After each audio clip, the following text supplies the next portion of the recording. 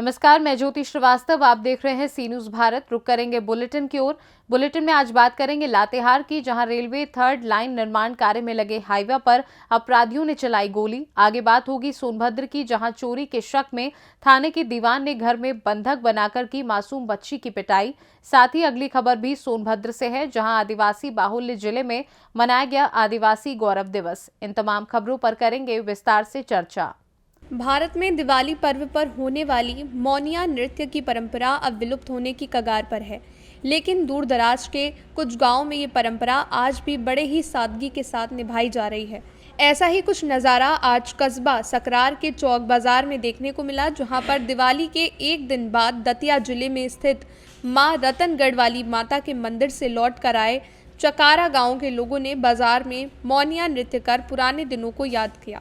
बाजार में दिवाली गीत गाते बुजुर्ग और परंपरागत पोशाक में दिवाली गीत पर मौनिया नृत्य कर रहे युवक और बच्चों ने आज भी पुरानी परंपरा को जीवित रखा है।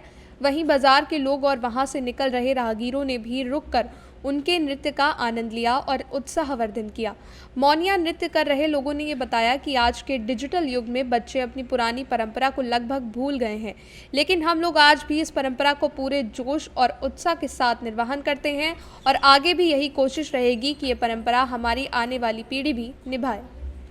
झांसी से सी न्यूज़ संवाददाता अंकित साहू की रिपोर्ट। लातेहार जिले के बालूमाथ थाना क्षेत्र के बकरू रेलवे स्टेशन के समीप रेलवे के थर्ड लाइन निर्माण कार्य में एक बार फिर अपराधियों ने बाधा डालने का प्रयास किया है। बीते मंगलवार की शाम अपराधियों ने निर्माण कार्य स्थल पर एक हाईवा को निशाना बनाकर फायरिंग की।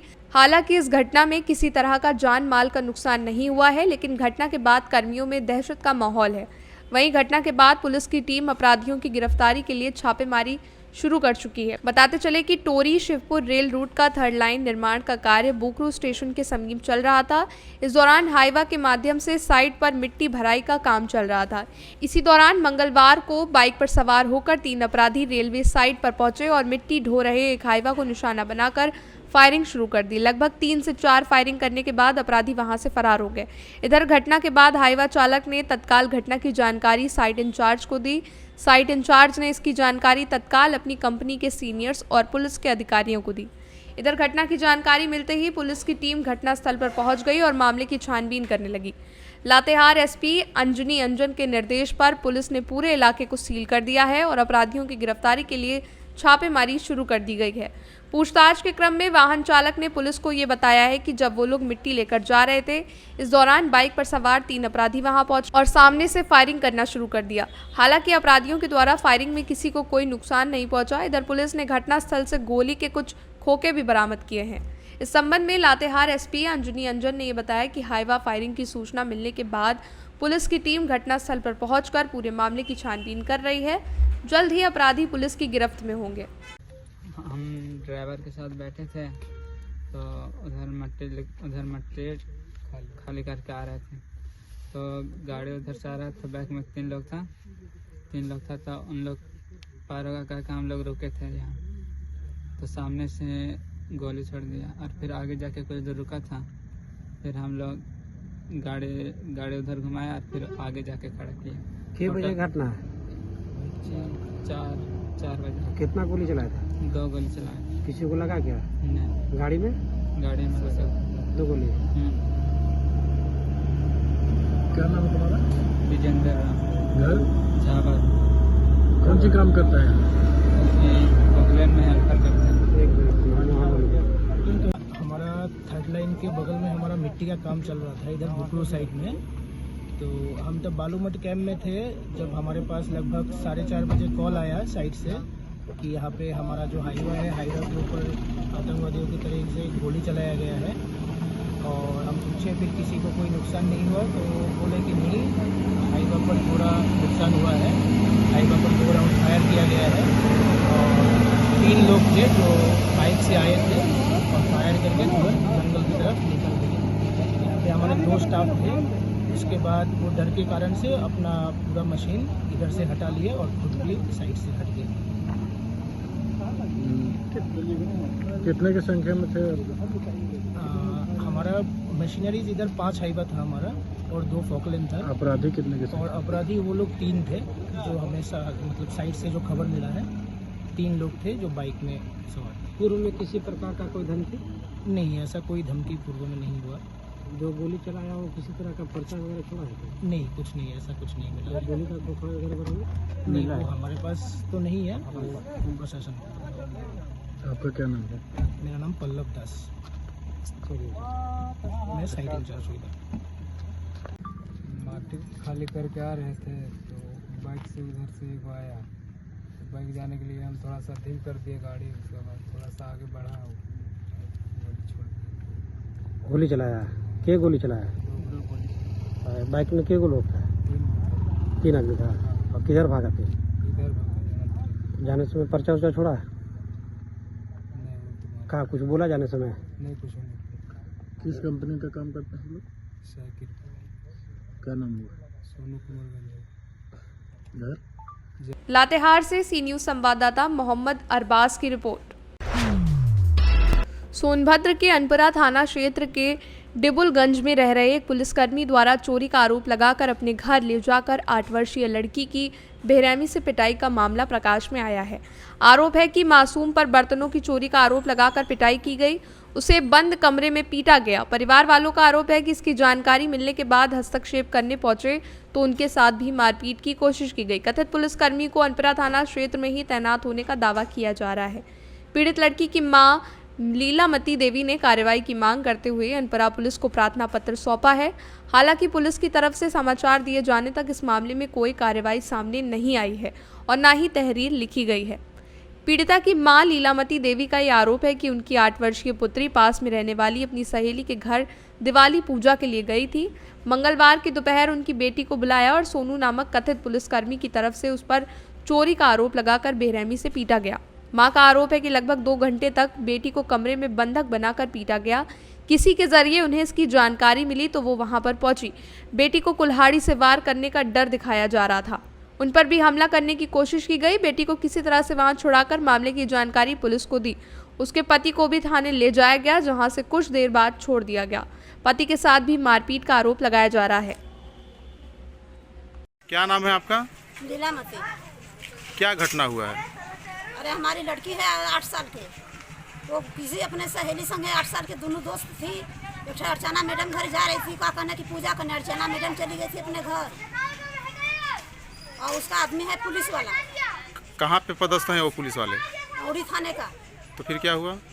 फिर वही लड़की पर इल्जाम लगाया गया कि क्या कहना कि इसका लड़की चोरी कर रही है। हमारे घर का 3-4 फूल का बर्तन, चांदी का बर्तन और सोने का कटोरी सब चोरी की है। इसके बाद क्या हुआ? इसके बाद वो लड़की को बुलाई गई, मैडम घर से बुला करके लेके गई घर में और वहीं 4-5 लोग बैठे थे। 2 लड़की खूब पीटे हैं और टांगे लेकर के मार रहे थे, काटने कूद रहे थे, टांगे हम पकड़े। तो इसकी शिकायत आपने स्थानीय थाने में दिया? नहीं दिए हैं अभी। सोनभद्र से सी न्यूज संवाददाता कुमधत चौधरी की रिपोर्ट। खबर यूपी के सोनभद्र से है, जहां आज जनजाति गौरव दिवस के अवसर पर विकसित भारत संकल्प यात्रा की शुरुआत रॉबर्ट्सगंज ब्लॉक के रुदौली गांव से की गई। इस दौरान मुख्य अतिथि के रूप में आदिवासी समाज से आने वाले समाज कल्याण राज्य मंत्री संजीव सिंह गौड़, अपर सचिव भारत सरकार अजय तिवारी और जिलाधिकारी चंद्र विजय सिंह के द्वारा किया गया। तीनों अतिथियों ने दीप प्रज्वलित कर कार्यक्रम की शुरुआत की, जबकि मंत्री संजीव गौड़ ने झंडा दिखाकर यात्रा को हरी झंडी दिखाई। इस मौके पर संजीव गौड़ ने कहा कि ये संकल्प यात्रा जनपद के आदिवासी और दुरूह क्षेत्रों में 107 ग्राम पंचायतों में भेजा जाएगा, जिसमें जन कल्याणकारी योजनाओं का प्रचार प्रसार और जनमानस से फीडबैक लेकर केंद्र सरकार को भेजा जाएगा।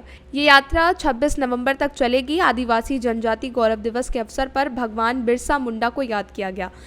जनजाति गौरव दिवस कार्यक्रम के दौरान दिव्यांगनों को साइकिल, पीएम आवास योजना, प्रदूषित पानी के निजात के लिए टेरा फिल्टर का वितरण किया गया। के अवसर पर हमारे देश के यशस्वी प्रधानमंत्री नरेंद्र भाई मोदी जी आज आदिवासी जनजाति देश सरकार की जो योजनाएं चल रही हैं उन तक पहुंचाने के लिए, जन जन तक पहुंचाने के लिए उनको कहा कैसे लाभ मिले, उनका जीवन स्तर कैसे ऊपर उठे, उनके बच्चों का भविष्य कैसे उज्जवल हो, इस तरह की सारी हमारी सरकार, केंद्र सरकार की योजनाओं, प्रदेश सरकार की योजनाओं आज काम कर रही है। आज भगवान बिरसा मुंडा के जन्मदिन के अवसर पर हमारे देश के यशस्वी प्रधानमंत्री जी, राष्ट्रपति जी, हमारे देश के श्रीमती द्रौपदी मुर्मू जी आज देश को संदेश भी दिए हैं और जनजाति समाज के लोगों के उत्थान के लिए, उनके विकास के लिए हमारी सरकार आज काम करने का काम कर रही है। हमारे जनपद में सबसे आदिवासी बहुल इलाकों में जनजाति के लोग ही रहते हैं। उनके जनपद सोनभद्र में रहने वाले जनजाति भाइयों के लिए हमारी सरकार की तमाम योजनाएं हैं, हमारी केंद्र सरकार की योजनाएं हैं, प्रदेश सरकार की योजनाएं हैं,